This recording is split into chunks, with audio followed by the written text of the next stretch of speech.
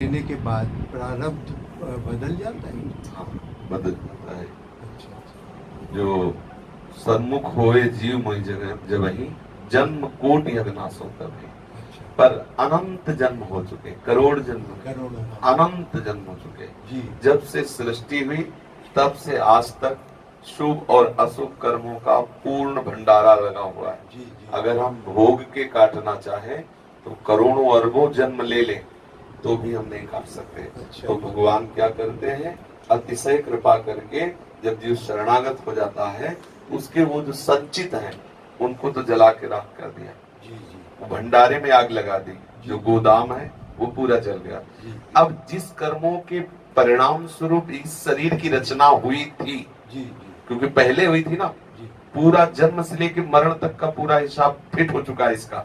जी। वो तो हमें दिखाई देगा, लेकिन वो पहले से फिट है कि इतनी अवस्था में ये घटना घटेगी, इतनी अवस्था में ऐसा होगा, इतनी, सिर्फ भजन को छोड़ के जी जी। शुभ अशुभ कर्मों का फल पहले से निश्चित है। जी। अब वो जो प्रारब्ध आ रहा है, अब उसे रोक करके, कम करके और कृपा करके उसे भुगता देते हैं जीव को। अच्छा। और जो ना भोगना चाहे जी। तो भजन में इतनी भी ताकत है कि उस प्रारब्ध को भी ध्वंस कर दे।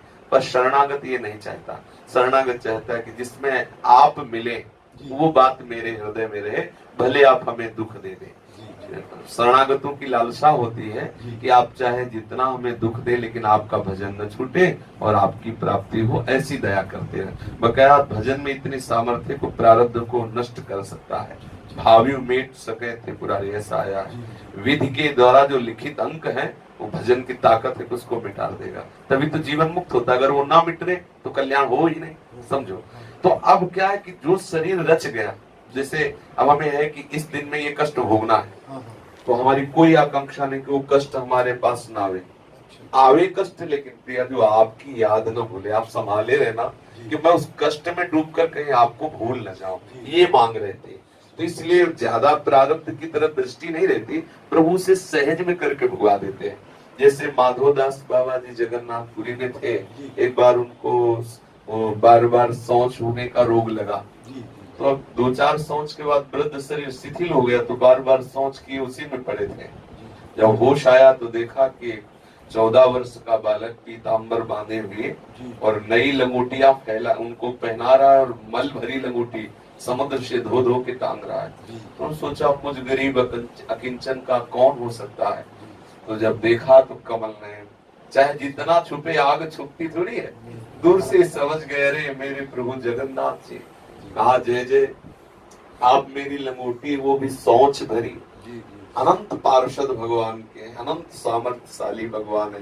भगवान से कहा कि आपने ये क्यों किया। बड़ा कष्ट हुआ जब श्री माधोदास बाबा को कि ऐसा आपने क्यों किया, हमारी लंगोटी क्यों धोई। तो प्रभु ने कहा बाबा मेरे सिवा तुम्हारा कोई है क्या। बोले ना प्रभु आपकी सिवा कोई नहीं। तो बोले फिर कौन सेवा करेगा, मैं ही तो करूंगा। तो बोले प्रभु मैं सेवा की बात नहीं कह रहा, मैं कह रहा हूँ कि प्रारब्ध क्यों नहीं मिटा दिया। तो कहा बाबा मैं साथ हूँ, प्रारब्ध को भोग लो, सब हिसाब किताब बराबर हो गया, अब आगे निकल जाओ। भगवान भी चाहते हैं कि मेरा भक्त प्रारब्ध, जैसे सरकारी आदमी से कोई गलती बन जाए तो जो उसके ऑफिसर जन है बाहरी दिखावे में उसको दंड देंगे, अंदर से सब सुविधा रखेंगे, पर बाहरी में ये कोई अंगुली ना उठा सके कि देखो सरकारी आदमी था ना इसलिए इसे दंड देंगे। ऐसे ही जो हमसे गलतियां हो गई हैं बहुत प्यार दुलार से प्रभु से निपाट देते हैं। जैसे माँ है ना, जब देखेगी कि बच्चा फंस गया पीटने वाला है तो दौड़ के आगे आ जाएगी और उसके पीटने के पहले स्वयं पीटने का नाटक करेगी, ऐसे थप्पड़ उठाएगी और नजदीक धीरे से लगेगा, खूब हल्ला मचाएगी और कि बहुत पीठ, ऐसे ही हरी करते हैं अपने जनों से कि वो जो आया हुआ शुभ प्रारब्ध है थोड़ी में निपाट देते हैं और अंदर उतना आनंद दे देते हैं कि उसको प्रारब्ध का पता ही नहीं चलता। पर यदि कोई चाहे तो प्रारब्ध का नाश हो सकता है। भजन में इतनी सामर्थ्य है। अपने प्रारब्ध की तो बात जाने दो, जिसको चाहे उसके प्रारब्ध का नाश कर सकता है। भजन में बड़ी सामर्थ्य है। एक संत हमारे यहाँ थे, तो एक भगत जी आते थे और गरीब घर के थे, तो उनको कैंसर गले में हो गया था। बार बार स्वामी जी कैंसर हो गया है गले। तो बोले हम डॉक्टर है क्या। नहीं स्वामी, तो सुबह सुबह कुल्ला कर रहे थे। उनका स्वामी जी अब आप कृपा करो कैंसर हो गया, तो ऐसे कुल्ला करते थूक दिया ऊपर, रोज चला आता कैंसर हो गया, कैंसर। भजन में विघ्न पहुंचे, ठीक हो गया कैंसर। वो थूक दिया ऊपर ना, उनका थूक गिरा जा करके तो प्रारब्ध का नाश हो, दूसरे का प्रारब्ध नाश कर दे। भगवान के भक्तों में और भगवान के भजन में अपार सामर्थ्य। पर इस नाशवंत शरीर के लिए हम भजन का प्रयोग करें, ये तो छूटेगा, आज नहीं तो कल।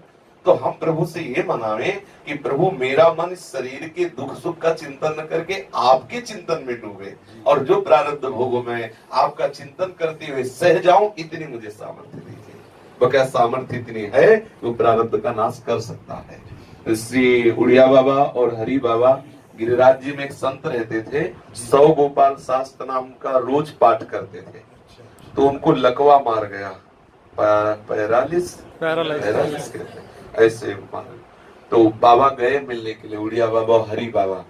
तब उनसे कहा कि बाबा यदि आप संकल्प कर लो तो सारी सृष्टि का लकवा ठीक हो जाए, और आप खुद अपना लकवा ठीक नहीं करते। तब उन्होंने कहा कि बाबा क्यों मजाक करते हो, ब्रह्मास्त्र का प्रयोग मच्छर मारने के लिए नहीं किया जाता, भगवान नाम का प्रयोग इस तुच्छ शरीर के लिए नहीं नहीं नहीं। ये है भक्ति का एक प्रभाव, शरीर से संबंध खत्म हो गया, अभी अपना भोग ले। इसीलिए बड़े बड़े संतों के शरीर में भी कष्ट देखे जाते हैं, वो उसकी परवाह नहीं करते, क्योंकि प्रभु अंदर से बहुत दुलार करते हैं। उनके दुलार के आगे बाहरी कष्ट की क्या गणना।